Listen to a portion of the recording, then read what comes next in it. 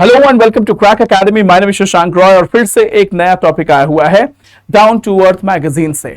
इस मैगजीन में हमने क्या क्या बातें करी हैं? इस मैगजीन में हमने बात करी है World health Organization to promote finance fossil fuel phase out and climate resilience of health system at COP28। तीन हम क्लाइमेट रेजिलियंट, इसमें सबसे बड़ी बात क्या हो रही है? इसमें सबसे बड़ी बात क्या हो रही है? Climate resilience. अभी तक हम सिर्फ और सिर्फ सस्टेनेबल डेवलपमेंट गोल्स के बारे में बात करते थे। अभी तक सिर्फ हम सस्टेनेबल डेवलपमेंट गोल्स के बारे में बात करते थे। उसके बाद से हमने क्लाइमेट रेजिलियंट, इसके बाद से हमने क्लाइमेट रेजिलियंट किसके बारे में बात किया? एग्रीकल्चर के बारे में। Climate resilient agriculture, climate resilient villages and climate resilient infrastructure, इनके बारे में हमने बात किया। लेकिन एक सबसे बड़ी बात क्या COP28 में देखी जा रही है, और वो सबसे अच्छी बात क्या है कि climate resilient health system, climate resilient health system के बारे में बात हो रहा है। ये एक नया फिनोमिना देखने को मिल रहा है, जिसका मतलब ये है कि health has assumed the centre stage. जब हम क्लाइमेट चेंज नेगोशिएशन की बात बोल रहे हैं तो इसका मतलब यह है कि health has got a centre stage around the discussion of climate change. जब हम क्लाइमेट चेंज की बात कर रहे हैं तो health has got a centre stage at COP28। COP28 की जब मीटिंग हो रही है तो उसमें health has got a centre stage. ये सबसे अच्छी बात है, ये सबसे अच्छी बात है कि हेल्थ को हमने इतना एक सेंटर स्टेज पे लाके खड़ा कर दिया है। ये बहुत जरूरी था, क्योंकि क्लाइमेट चेंज का मतलब सिर्फ ये नहीं होता कि आपका टेम्परेचर बढ़ गया है, आपके एनवायरनमेंट का 2 डिग्री सेल्सियस हो गया। नहीं, इसके बहुत वाइडर रेपरकशंस हैं जिसको शायद हम आंखों से देख नहीं पा रहे हैं और शायद उसका डेटा हमारे सामने नहीं है।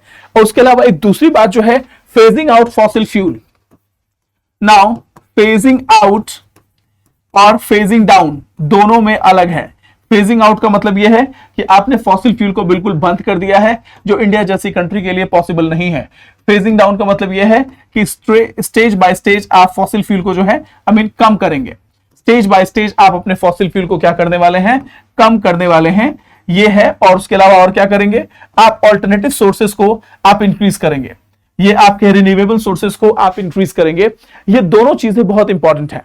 एक बार देखते हैं, एक बार क्लाइमेट हजार्ड्स को हम देखते हैं। ये इंपॉर्टेंट क्यों है? क्योंकि इंडिया में बहुत से ऐसे लोग हैं जो इस तरीके के जॉब्स में हैं जहां उनको डायरेक्ट सनलाइट में आना पड़ता है। हमारे रिक्शे वाले, हमारे सिलेंडर्स वाले, हमारे कंस्ट्रक्शन सेक्टर में काम करने वाले लोग हैं, हमारे पास मनरेगा में काम करने वाले लेबर्स हैं। उन सब का डे बाय डे उनको धूप में ही रहना पड़ता है। सस्टेनेबल डेवलपमेंट गोल्स में गोल नंबर 1, 2, 3 डायरेक्टली इससे रिलेटेड है। नाउ बहुत सी कंट्रीज हैं जो क्लाइमेट चेंज से रिलेटेड प्रॉब्लम्स को झेलने वाली हैं। ये वो सारी कंट्रीज हैं जहां क्लाइमेट चेंज और उससे रिलेटेड हेल्थ पे नेगेटिव इंपैक्ट देखने वाले हैं।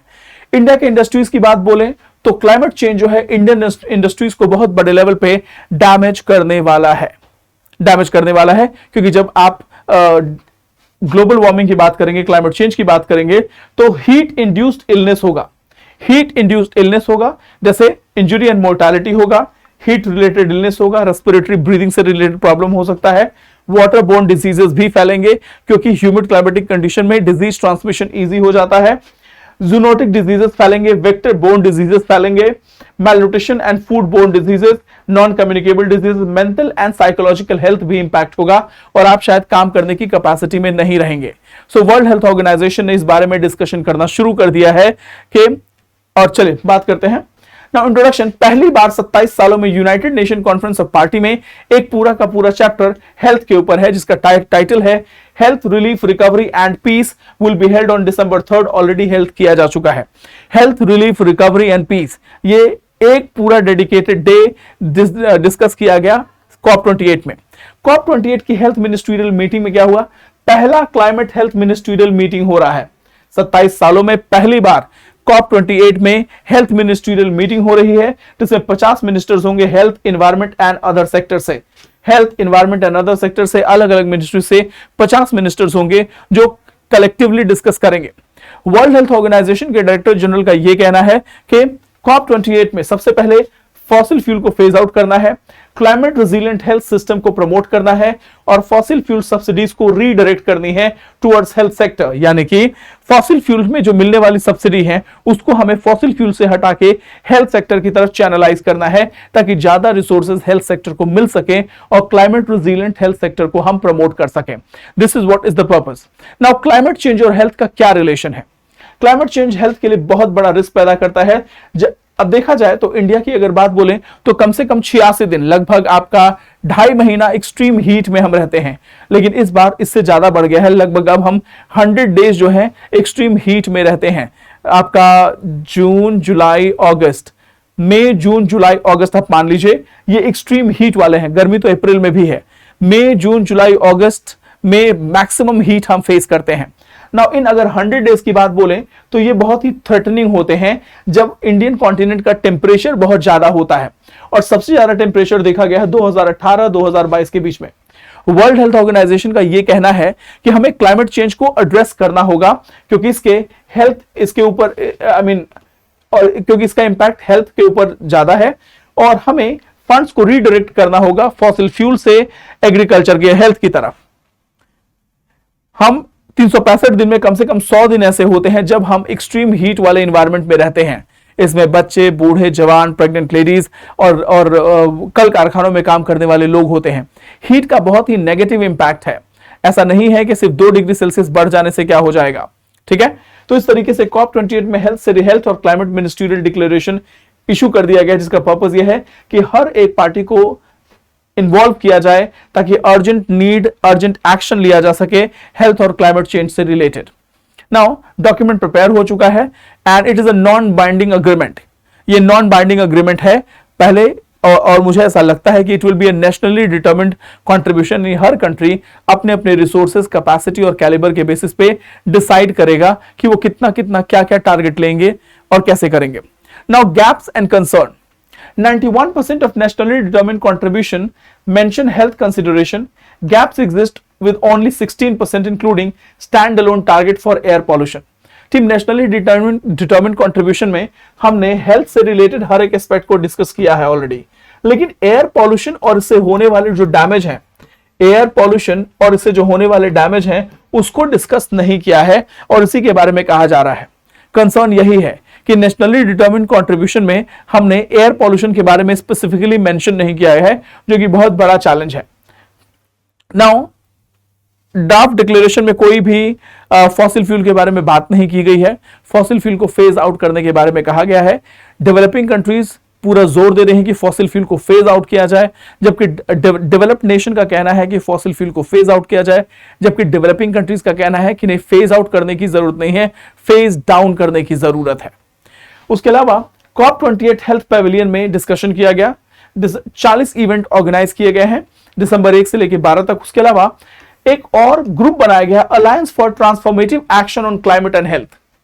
Team alliance for transformative action on climate and health, ये एक नया ग्रुपिंग बनाया गया और जिसमें पूरे दिन डिस्कशन होता रहा क्लाइमेट चेंज एंड हेल्थ का क्या कोरिलेशन है, क्या इंपैक्ट है। नाउ एनर्जी फॉर हेल्थ, एक और भी चीज है कि हमें अगर हेल्थ को इंप्रूव करना है तो सबसे पहले हमें एनर्जी सोर्सेस की तरफ ध्यान देना होगा। हमें कार्बन के सोर्सेस को कंट्रोल करना होगा।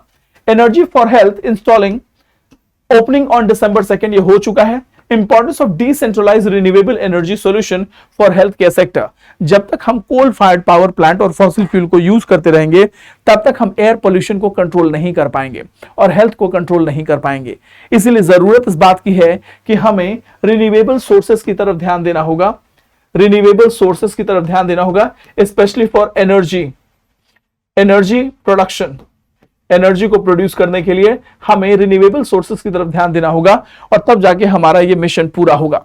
नाउ ह्यूमन हेल्थ और COP27 के बारे में बात कर लेते हैं। हिस्ट्री क्या है? UNFCCC ने सबसे पहले इसके impact of climate change on human health जो है 1992 में इसके बारे में बात किया था, लेकिन अभी तक 1992 के बाद से अभी तक आज इतने सालों बाद से लगभग 37 इयर्स के बाद से COP28 की मीटिंग में पहली बार हेल्थ को एक सेपरेट प्लेटफॉर्म दिया गया है, सेपरेट अटेंशन दिया गया है, जो बहुत बड़ी बात है। नाउ स्टेक होल्डर्स का पर्सपेक्टिव क्या है? स्टेक होल्डर्स का कहना यानी कंट्रीज का कहना है कि मेंटल हेल्थ सपोर्ट और प्राइमरी हेल्थ केयर की सुविधाओं को दुरुस्त करना होगा और प्राइमरी हेल्थ केयर सेंटर पे आपको mental health, psychological resilience, adaptation skills in the face of environmental damage, यानी कि हमें अपने पॉपुलेशन को प्रिपेयर करना होगा, हमें अपने हेल्थ इंफ्रास्ट्रक्चर को दुरुस्त करना होगा, हमें mental services, psychological resilience, adaptation skills के लिए भी लोगों को ट्रेन करना होगा और फिजिकल के अलावा मेंटल हेल्थ सपोर्ट की जरूरत है जो इंडिया में लैग करता है, तो टोटल कंक्लूजन यही है कि COP28 में हेल्थ जो है वो प्रोमिनेंस गेन किया है, ठीक है। उसके अलावा recognising interconnectedness of climate change and human health with WHO advocating for decisive action and funding reallocation, ये सबसे बड़ा अचीवमेंट है कि health has got a center stage और WHO is recommending finances, advocate कर रहा है कि फाइनेंस की जरूरत है और हर एक कंट्री को अपने नेशनली डिटर्मिन्ड कंट्रीब्यूशन में हेल्थ को सेंटर स्टेज देना होगा।